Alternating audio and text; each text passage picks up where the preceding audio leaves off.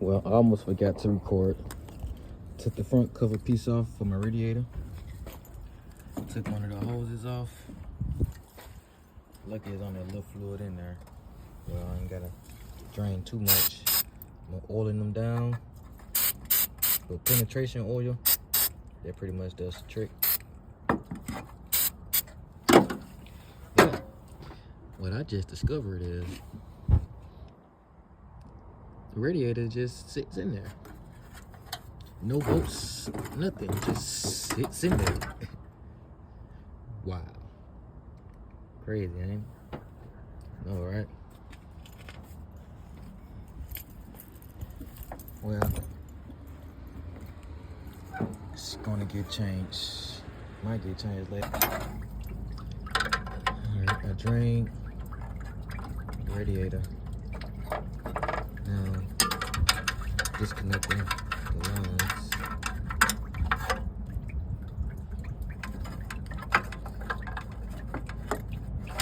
You need a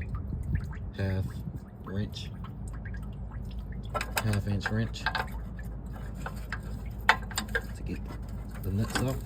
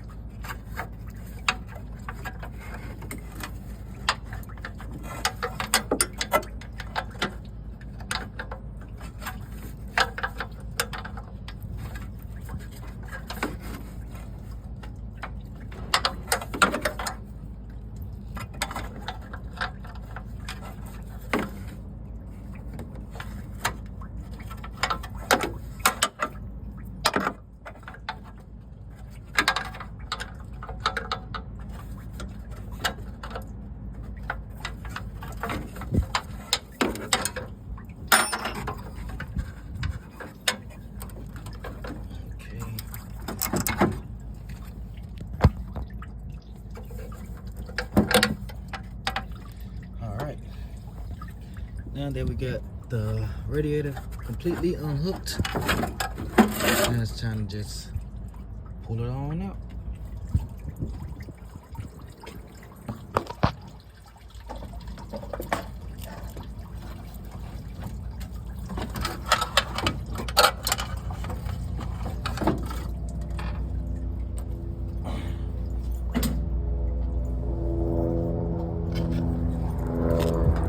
Got the old one out. Piece of cake.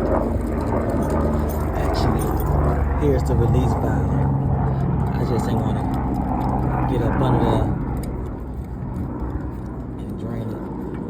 But this is the actual drainage valve.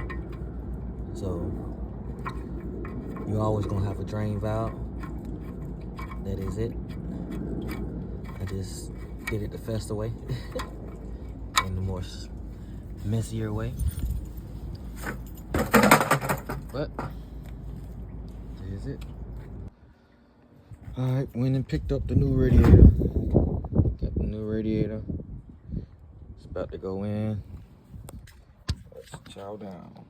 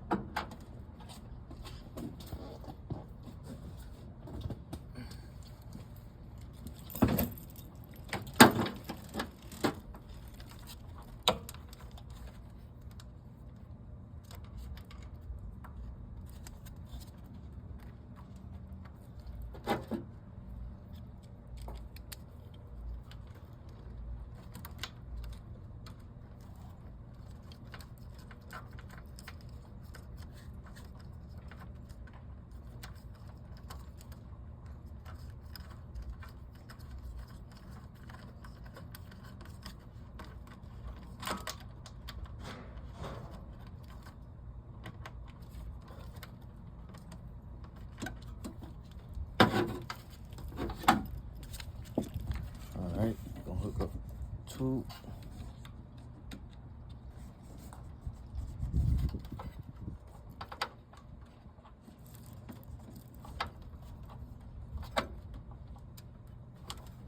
Right.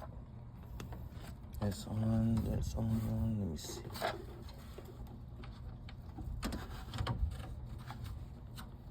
Oh. See, they have some adapters just in case. I guess it's like a universal radiator, so you can always just take those off, put those in.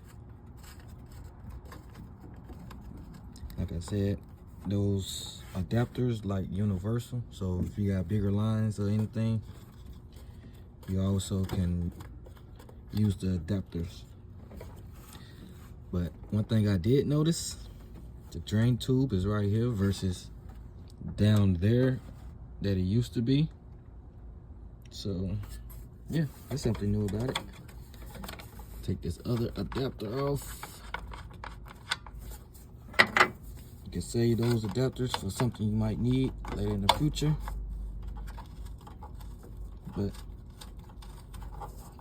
go straight in and twist this.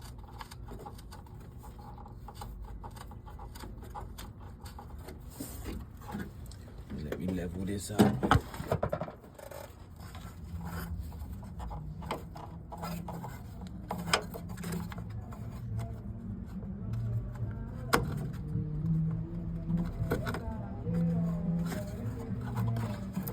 Alright.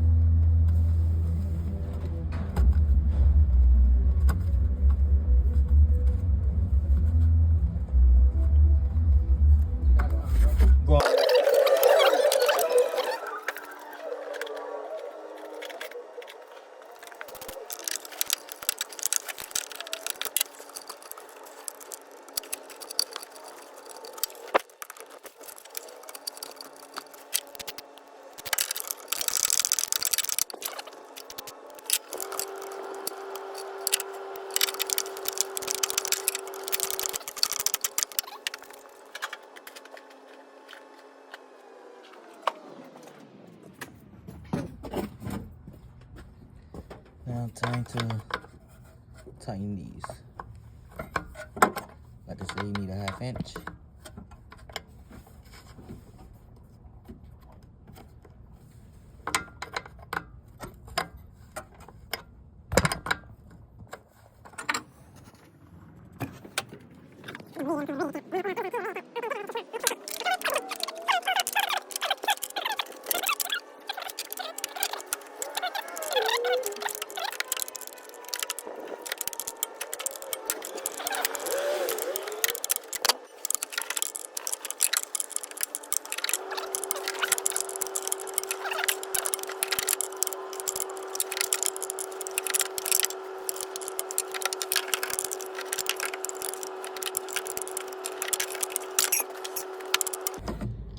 Now we have the new radiator in. It's really clean. All the connections is tight. Fits in perfect. Now time for the antifreeze coolant.